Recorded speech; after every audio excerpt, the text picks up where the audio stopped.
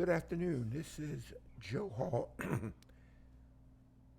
the black man who reads aloud, Joe Smoke from Tampa, Florida, continuing my journey through the Federal Writers Project, the Florida Slave Narratives. Today we're visiting with the recollections of Randall Lee, 1937. It was the year. Randall Lee of 500 Branson Street, Palaca, Florida, was born at Camden, South Carolina about 77 years ago, maybe longer.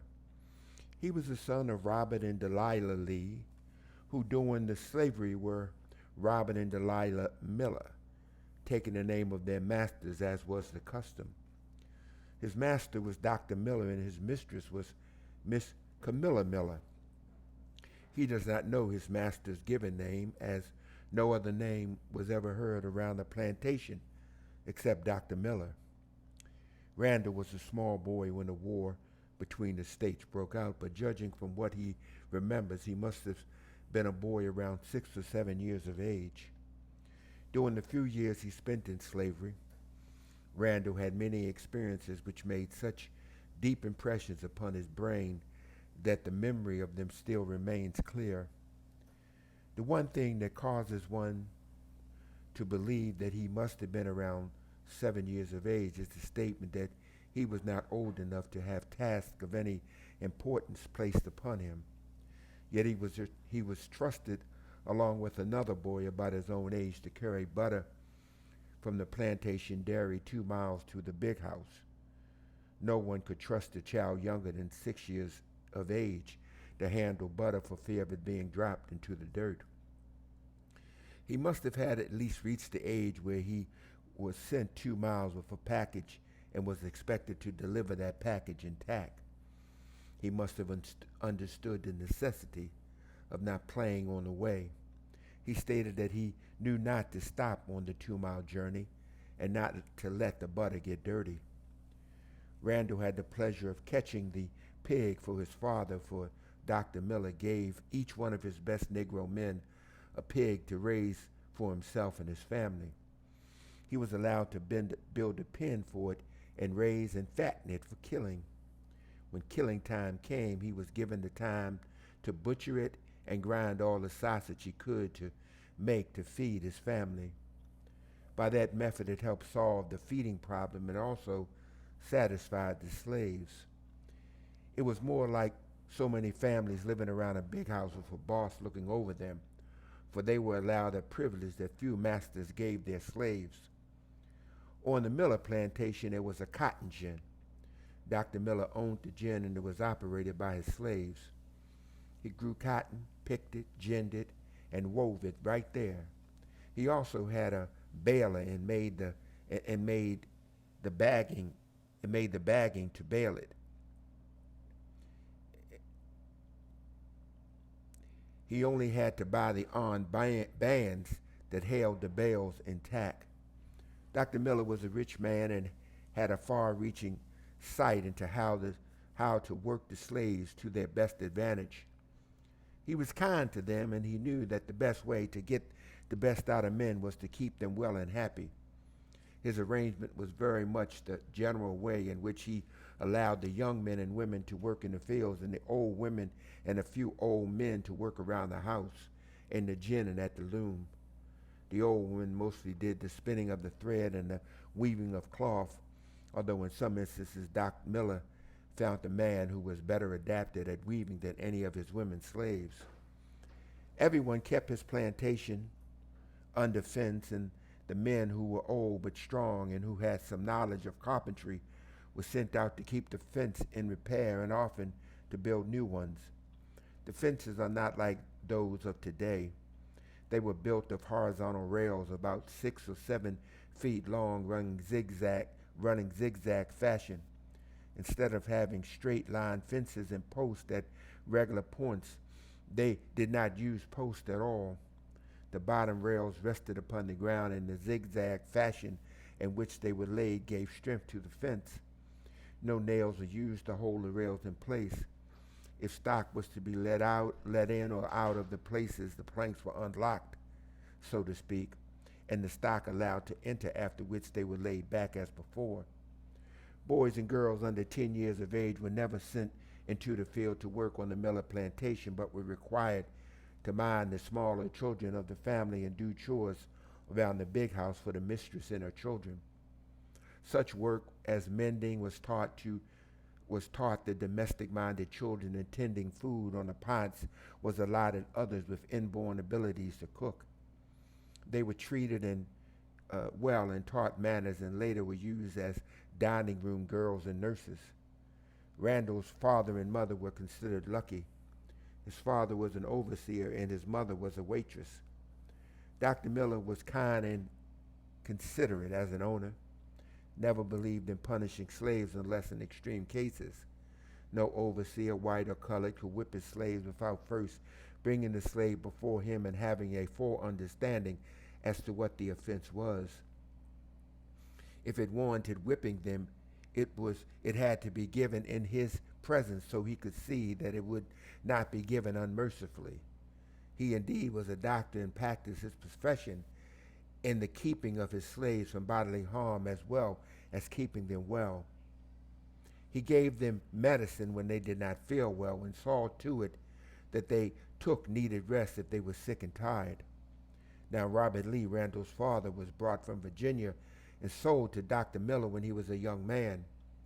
The one who sold him told Dr. Miller, "He's a nigger who won't take a whipping. He knows his work and will do it, and all you need to do is tell him what you want, and it is good as done." Robert Lee never varied from the recommendation his former master gave when he sold him. The old tale of cornbread baked on a hearth covered with ashes and sweet potato cooked in like manner are vivid memories upon the mind of Randall. Syrup, water, and plenty of sweet and buttermilk, rice and crackling bread, or other foods which were plentiful around the cabin of Randall's parents. Cows were numerous, and the family of Dr. Miller did not need much for their consumption. While they sold milk to neighboring plantations, the Negroes were not denied the amount necessary to keep all strong and healthy. None of the children on the plantation were thin and scrawny, nor did they ever complain of being hungry. The tanning yards were not far from the house that Dr. Miller lived in. His own butcher shop was nearby. He had his cows butchered at intervals, and when one died of unnatural causes, it was skinned and the hide tanned on the place. Randall, as a child, delighted in stopping around the tanning yard and watching the men salt the hide. They, after salting it, dug holes and buried it for a number of days. After the salting process was finished, it was treated with a solution of water and oak bark. When the oak bark solution had done its work, it was ready for use. Shoes made of leather were not dyed at the time, but the natural color of the finished hide was thought very beautiful, and those who were lucky enough to possess a pair were glad to get them in their natural color. To dye shoes various colors is a new thing when the number of years leather had been dyed is compared with the hundreds of years people knew nothing about it, especially American people. Randall's paternal grandparents were also owned by Dr. Miller and were not sold after he brought them. Levi Lee was his grandfather's name. He was a fine worker in the field, but was taken out of it to be taught the shoemaker's trade. The master placed him under the white shoemaker who taught him all the fine points, if there were any he knew about the trade. Dr. Miller had an eye for business. Who could make shoes was a great savings to him. Levi made all the shoes and boots the master, mistress, and the Miller family wore. Besides, he made shoes for the slaves who wore them. Not all the slaves owned a pair of shoes. Boys and girls under 18 went barefooted except in the winter. Dr. Miller had a compassion for them and did not allow them to suffer from the cold by going barefooted in the winter. Another good thing to remember was the large number of chickens, ducks, geese, which the slaves raised for the doctor. Every slave family could rest his tired bodies upon the feather bed, for it was allowed him after the members of the master's family were supplied. Moss mattresses were also used under the feather beds, and slaves did not need to have as thick a feather bed on that account. They were comfortable, though, and Randall remembers how he and other children used to fall down in the middle of the bed and become hidden from view, so soft was the feather mattress. It was especially good to get in bed in winter, but not so pleasant to get up unless Pappy had made the fire early enough for the large one-room cabin to get warm. The children called their own parents Pappy and Mammy in slavery time. Randall remembers how a foot washing in the old woman wooden tub, which by the way was simply a barrel cut in half and holes cut in the two sides for fingers to catch a hole. He could sit a few minutes with his feet held to the fire so they could dry. He also said his mammy would rub grease under the soles of his feet to keep him from taking cold. It seemed to the child that he had gone to bed when the old tallow candle was lit, and his pappy arose and fell onto his knees and prayed aloud for God's blessing and thanked him for another day. The field hands were to be in the field for by 5 o'clock, and it meant to rise before day, summer and winter. Not so bad in summer, for it was a soon day, but in winter the weather was cold and darkness was longer passing away. When daylight came, field hands had been working an hour or more. Robert Lee, Randall's father, was an overseer, and it meant for him to be up and out with the rest of the men so he could see if the things were going all right. The Randall children were not forced up early because they did not eat breakfast with their pappy. Their mother was the dining room girl in their mistress' house, so fed the children right from the miller's table. There was no objection offered to this. Dr. Miller was kind, but he did not want his slaves enlightened too much. Therefore, he did not allow much preaching in the church. They could have a prayer meeting all they wanted to, but instructions from the Bible were thought dangerous for the slaves. He did not wish them to become too wise and to get into their heads to run away and get free. There was talk about freedom, and Dr. Miller knew it would only be a matter of time when he would lose all his slaves. He said to Randall's mother one day, "Delilah, you'll soon be as free as I am." She said, "Sure enough, Massey." And they answered, "You sure will." Nothing more was said to any of the slaves until Sherman's army came through notifying the slaves they were free. The presence of the soldiers caused a commotion around the plantation, and Randall's mind was indelibly impressed with their doings. The northern soldiers took all the food they could get their hands on and took possession of the cattle and horses and mules. Levi, the brother of Randall, and who was named after his paternal grandfather, was put on a mule, and a mule loaded with provisions and sent 2 miles to the soldiers' camp. Levi liked that, for besides being well treated, he received several pieces of money. The federal soldiers played with him and gave him all the food he wanted, although the miller slaves and their children were fed, and there was no reason for the children to be hungry. Levi Lee, the grandfather of young Levi and Randall, had a dream while the soldiers were in camp round the place. He dreamed that a pot of money was buried in a certain place. The person who showed it to him told him to go dig for it on the first rainy night. He kept the dream a secret, and on the first rainy night he dug and found a pot of money right where his dream had told him it would be. He took the pot of money to his cabin and told no one anything about it. He hid it as securely as possible. But when the soldiers were searching for gold and silver, they did not leave the Negro cabins out of the search. When they found the money, they thought Levi's master had given him the money to hide as they took it from him.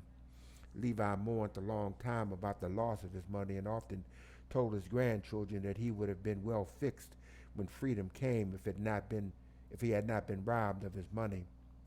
Paterollers, as the men were called, who were sent by the rebels to watch the slaves to prevent their escaping during war times, were very effective after freedom. They intimidated the Negroes and threatened them with the loss of life if they did not stay and work for their former masters. Dr. Miller did not want any of his slaves treated in such a manner. He told them they were free and could take whatever name they desired. Robert Lee during slavery was Robert Miller, as were all of the doctor's slaves. After slavery was ended, he chose the name Lee. His brother Aaron took the name Alexander, not thinking how it looked for two brothers of the same parent to have different surnames. They were the sons of each brother living in Palaka now. One said Lee's and the other Alexander. Randall, as was formerly stated, spent very little time in slavery.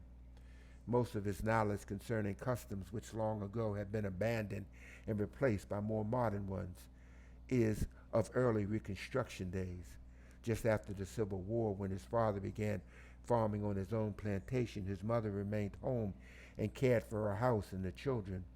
She was of fair complexion, having been the daughter of a half-breed Indian and a Negro mother. Her father was white. Her native state was Virginia, and she bore some of the aristocratic traits so common among those born in that state of such parentage. She often boasted of her blue blood Virginia stock. Robert Lee, Randall's father, was very prosperous in the early Reconstruction days. He owned mules and horses and a plow. The plow was made of porn iron and a wooden handle, not like plows of today, for they are made of cast iron and steel. Chicken, ducks, and geese were raised in abundance, and money began accumulating rapidly for Robert and Delilah Lee. They began improving their property and trying to give their children some education. It was very hard for those living in small towns and out in the country to go to school, even though they had money to pay for their education. The North sent teachers down, but not every hamlet was favored with such. Randall was taught to farm, and he learned well. He saved his money as he worked and grew to manhood. Years after freedom, he left South Carolina and went to Palaka, Florida, where he is today. He brought some land, and although most of it is hammock land and not much good, he has at intervals been offered good prices for it. Some people during the boom of 1925, 1926 offered him a few dollars an acre for it, but he refused to sell, thinking a better price would be offered if he held on. Today, Randall Lee, an old man and with fairly good health, he stated that he has not had a doctor for years and his thinking faculties are in good order. His eyesight is failing, but he does not allow that to handicap him in getting about. He talks fluently about what he remembers concerning slavery and that which his parents told him. He is between a mulatto and brown skin, with good mixed gray and black hair. His features are regular, not showing much Negro blood. He is tall and looks to weigh about 165 pounds. His wife lives with him in their two-story frame house, which shows that they had better days financially. The man and wife show interest in the progress of the Negro race and possess some books about history of the Negroes. One book of particular interest, and of which the wife, Randall Lee, thinks quite a deal, was written according to her story by John Brown. It is called The History of the Colored People in America. She could not find but a few pages of it when interviewed, but declared she owned the entire book for years. The pages she had and showed with such pride were 415 to 449 inclusive. The book was written in the year 1836, and the few pages produced by her gave information concerning the Negro, Lovejoy of St. Louis, Missouri. It is the same man for whom the city of Lovejoy, Illinois, is named. The other book she holds with pride and guards jealously is The College of Life by Henry Davenport Northrop, D.D., Honorable Joseph R. Gay, and Professor J. Garland Penn. It was entered according to the Act of Congress in the year of 1900 by Horace C. Fry and the office of the Librarian of Congress at Washington, D.C. Today we read the comprehensive recollections of Randall Lee in the Florida Slave Narratives, the Federal Writers Project. Have a great day. Thank you.